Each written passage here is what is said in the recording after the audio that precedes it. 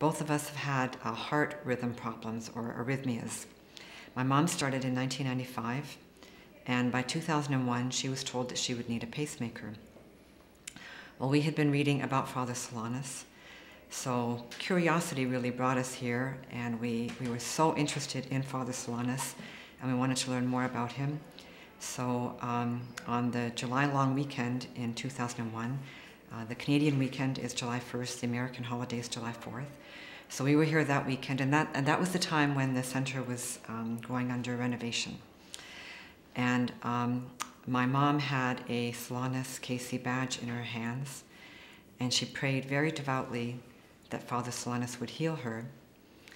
And we were actually a little bit disappointed because nothing happened immediately, but my mom woke up the next morning and her heart was beating normally. And 2 weeks later we had to see the surgeon who was going to implant the pacemaker, and he said, "No more problems, you don't need a pacemaker."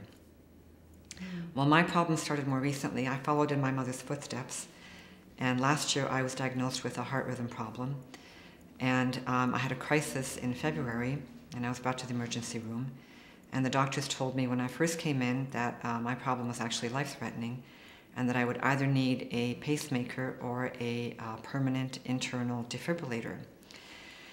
And for about the first day, my spirits were okay, but then, this is on a Wednesday, but by Thursday afternoon, there was about a 2-hour stretch when I was very down. And I said a prayer to Father Solanus that he please save me from having to have a pacemaker. But my prayer was not as devout as my mother's. I was very miserable at the time. But a few minutes later, the cardiologist came in to see me, and he also was going to be the cardiologist who would operate on me.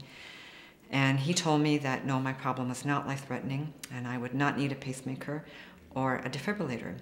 I did need to have a minor procedure done to make a correction in my heart, and I had that done 2 weeks ago.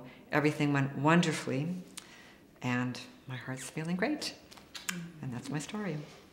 It would be a dream come true, both for my mom and for me. We pray for his canonization all the time.